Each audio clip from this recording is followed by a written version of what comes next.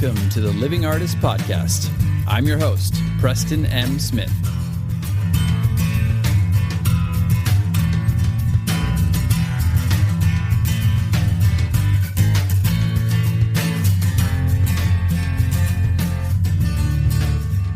Hey, everybody. Welcome to the Living Artist Podcast. I'm Preston M. Smith, at PMS Artwork everywhere on internet land and socials. I want to thank you for landing on this podcast. Whether you're a professional artist, just getting started in the art world, a collector of art, or just consider yourself a creative person, this podcast has something for you. I like to think of it as a fun way to rant and talk to other creative people about living the life of an artist, surviving and getting ahead in the art world, and enjoying your life. But most importantly, not waiting until you're dead to make it happen. All right, let's get started.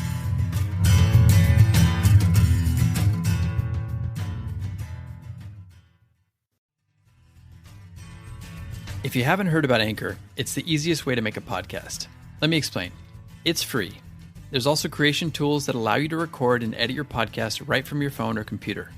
Anchor will distribute your podcast for you, so it can be heard on Spotify, Apple Podcast, and many more. You can make money from your podcast with no minimum listenership. It's everything you need to make a podcast in one place. Download the free Anchor app or go to anchor.fm to get started.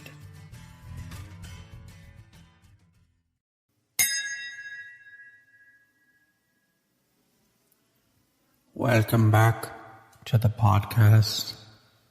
It is I, Eckhart. It has been some time since I have returned to the podcast, but in truth, I have always been here.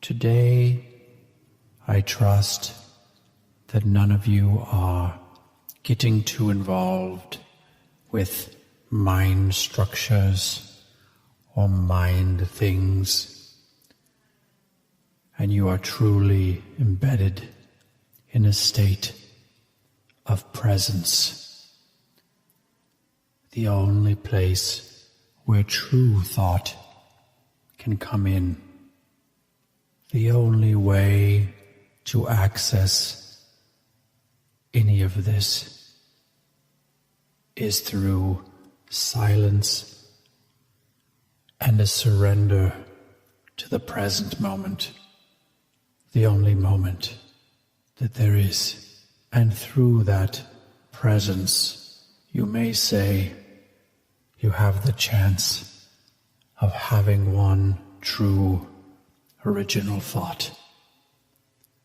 But again, don't get too caught up in the intricacies of the mind structures, for they will easily lead you astray. Thank you.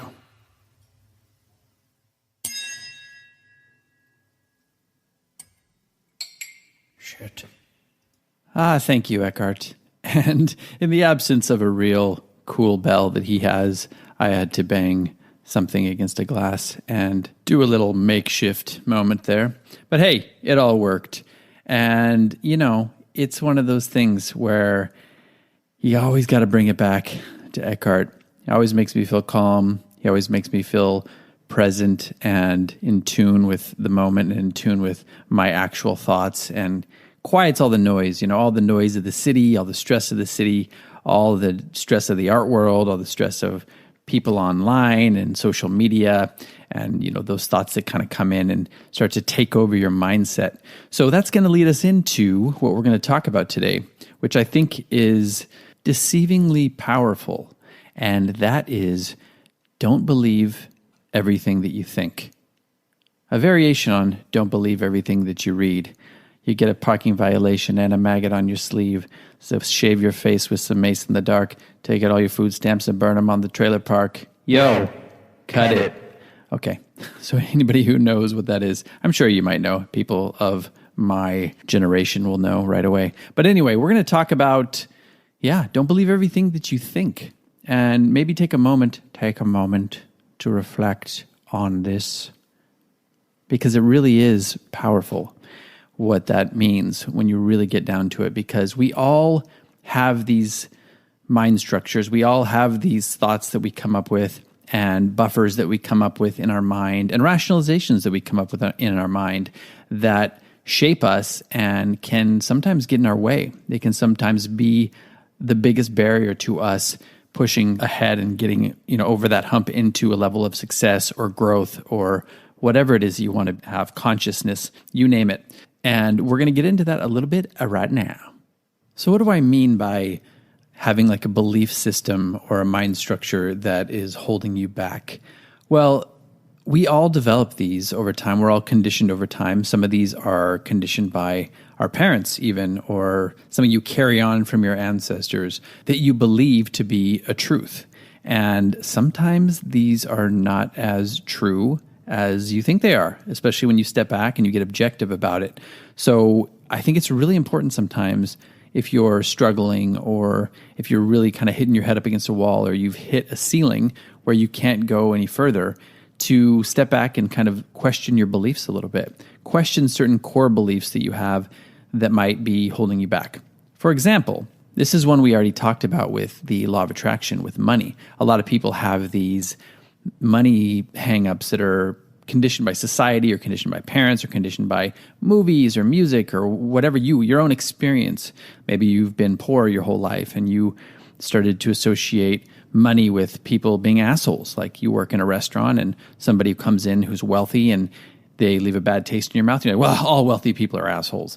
Or, money can't buy you happiness, or money is the root of all evil. We've already talked about that a little bit, but that is a limiting belief or a belief structure that could be holding you back. Once you break free of that and you start to think of money in a different way, and you start to find some positive examples of people who have money who are altruistic and do great things for the world or in the environment and for poverty and even, eradicating disease.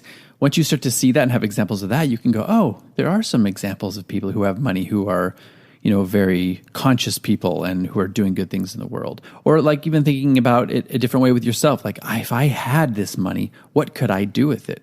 How could I give back to the community, to the artistic community? How could I give money to some of these charities or whatever? How could I have a better life, which will then reflect better for my kids and my family? How can I take care of my parents better? All that stuff. So that's just one example of a belief structure, a limiting belief that can hold you back. But there are so many others, and there's so many that are small, and there's so many that are large, and there are so many in the art world that can hold you back. Like, for example, I'll give you one from me personally. When I first started trying to get involved with selling my work online, and I started to launch into that, and I was skeptical. I saw other people making money and selling work a lot, and I was like, I don't know if I believe this. Or then I would find these people that I saw who were selling a lot and just killing it, and it started to make me angry, and because it reflected poorly on me, and it made me feel like, well, I wasn't doing what they're doing. So I started to develop like an unhealthy belief system, which was, well, they probably just know somebody in the art world, or they're just selling out, or they're doing a style that is, more popular, that people want to buy more. And really, when I started to question those beliefs a bit and really get down to the root of it, it was all bullshit. Because even if you do like the most popular genre of art out there, it is still very difficult for people to find that work and take a chance on it and buy it consistently to a point where you can make a living. So that's just a false belief system that you have there, and it holds you back because it just blocks you from being able to, take the steps that you need to do that, to find your own little niche and kind of mirror that in a way that makes you successful. It just holds you back. So once I finally broke through that, it really opened up so many doors for me. And it's funny because now that I have done that and I've been making a living off of my art for 7+ years now, actually 8 if you consider the year that I was paying off debt and getting, ready to burn the boats and jump into it. So let's just say 8. For 8 years, I have been doing these things and making a living as an artist with my work completely and selling consistently. And now I find other people who are doing the same thing because I can recognize it when I see it. Some of these people are online. Some of these people are people that I know. I'm not going to name any names, but I get like backhanded compliments from these people sometimes. And you can tell it's like a rationalization of they've found a way to kind of compartmentalize what I'm doing in their mind. And really what I see is like, that's just a block. That's a block for these people because it makes them feel like, well, well, if I did this, then of course I would be successful. But really, you're just holding yourself back by having this negative blocking pattern. So that's something, those are a couple examples of things that could be holding you back. But there are more. Another limiting belief that you can have, for example, as an actor, could be, oh, well, you have to know somebody to get ahead in this business. All the people that are famous, all the people who've made it in the acting world know somebody. They've got a connection. They got an in. And I've even said that in the past. And when I was an actor at the beginning, I truly believed that. And looking back on it, it's probably what held me back. And yes, there is always some truth to these things, right? Yes, there are a lot of people who have a father or a cousin or an uncle or an aunt or a grandma in the business, and it is an in for them. But these people still had to perform in those certain situations. Like once they got in the room, they had to perform and they had to show that they had the chops to do it. So what you're doing is you're taking away from those people and their own struggles. And really, we have no idea what's going on with anybody behind the scenes or what kind of burden they're carrying or what they've been through. So it's really detrimental to you and to them to put them in a box and just go, they made it because of this. Because really, what they might have had is a lower barrier of an entry point as far as like getting those auditions that they needed or getting in that room with that person. But once they get in there, the same rules apply. So you got to work harder to maybe get those auditions and maybe get out there and meet some people. But, once you do and you get in that room, then you still got to perform like these people and you still got to show your chops as an actor. And then it's on you. Looking back on that kind of stuff, if you've made it yourself from soup to nuts, kind of like I did in the art world, I didn't have a lot of help and I scraped my way up to where I am right now. It's very rewarding once you've done that. So it's one of those things that nobody can take away from you. So just don't let those belief structures hold you back. Another one can be, well, I'm not going to be able to make it in the art world because my group, whatever that be, whatever your group is, this could be hundreds of groups that you could define yourself as. My group has not really had a good history of making it in the art world or whatever. We've been marginalized and kept down by the man, kept down by the forces that be. Well, that may be true. That may have been true in the past. And, the past doesn't equal the future. And really what I see in the art world right now is so exciting because there are so many different groups now that are getting their day in the sun. They're getting a chance to do things that they never had a chance to do before. And there are organizations and people like holding you up and like wanting to celebrate you. So that's another limiting belief that can really hold you back. And also it can do damage because I see it a lot in our society now of people who like to define you and put you in a group.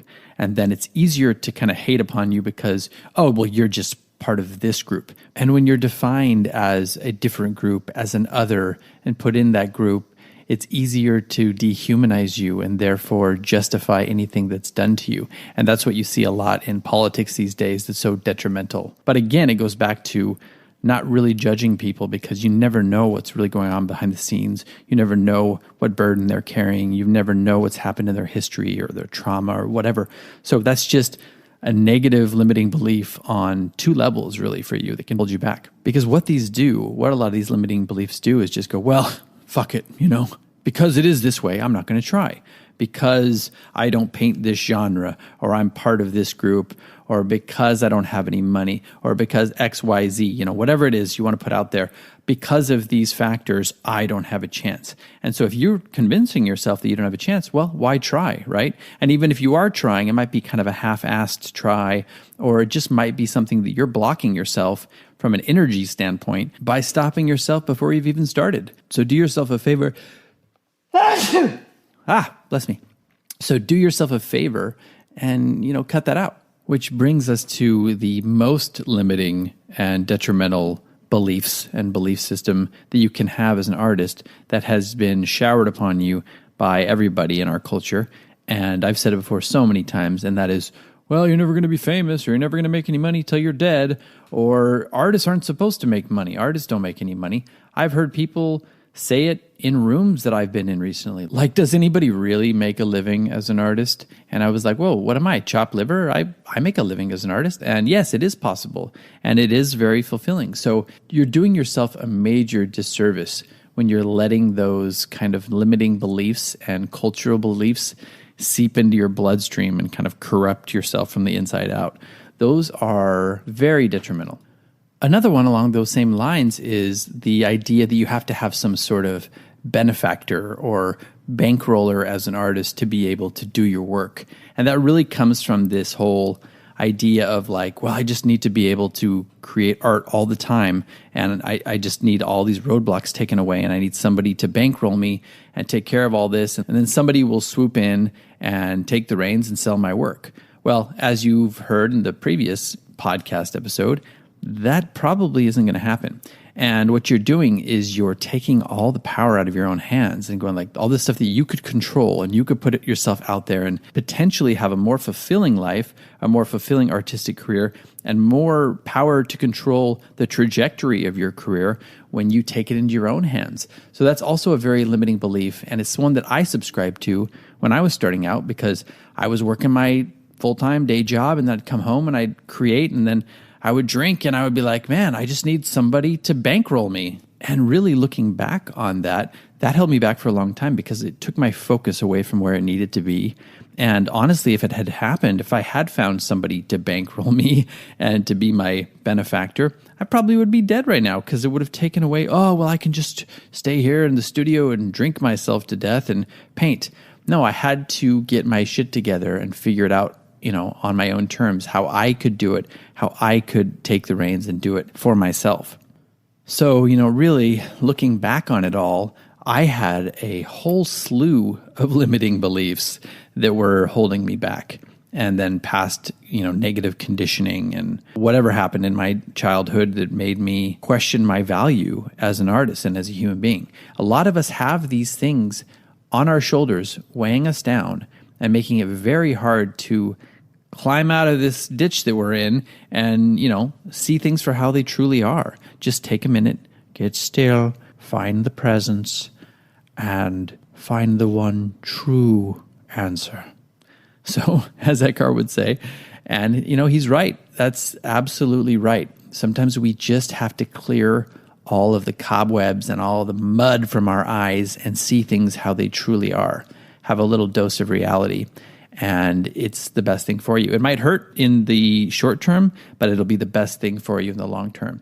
So if you're having some of these struggles, if you are beating your head up against the wall, if you are finding that you're plateauing or you're hitting a ceiling with your artwork or your career or your mindset even, or even like your consciousness, your spirituality, well, it's time to maybe take yourself on a little retreat, a little psychological retreat where you can go and do a deep dive and figure out what really rings true to you, what really resonates, and what is this absolute truth out there, and what are the things that are holding you back, more importantly. And maybe you can start clearing those out of your life, because believe me, when you do, the sky is the limit. I know this episode gets a little bit dark and it gets a little bit potentially frustrating to hear some of these things, but sometimes it's what we need to hear. And I always want to keep it real with you all and be honest with my own struggles and with the things that I see artists going through, because, it's not all, as they would say in swingers, puppy dogs and ice cream.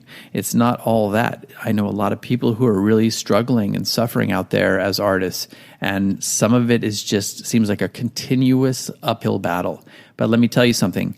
There are ways to pull yourself out of it, and there are ways to forge a path forward that is positive and rewarding and very fulfilling. So thanks for listening to this episode. Reach out as always on social media and be good to everybody out there. Be good to your fellow artist, and always realize that they may be carrying some huge burden that you don't know about, something that is really difficult in their own life, more difficult than you even. And just let's honor each other and let's lift each other up as best we can. And let me tell you something, when you do that, it lifts yourself up as well. So thanks for listening. We will see you all next time. And I'm going to let our buddy Eckhart take us out. Thank you for coming and listening to the podcast. I will leave you with these words. You've got to know when to hold them, know when to fold them, know when to walk away, know when to run. You never count your money while sitting at the table. There'll be time enough for counting when the dealing's done. I can't take credit for these wise words. They come from an old sage named Kenny Loggins. But nonetheless, these are words to live by.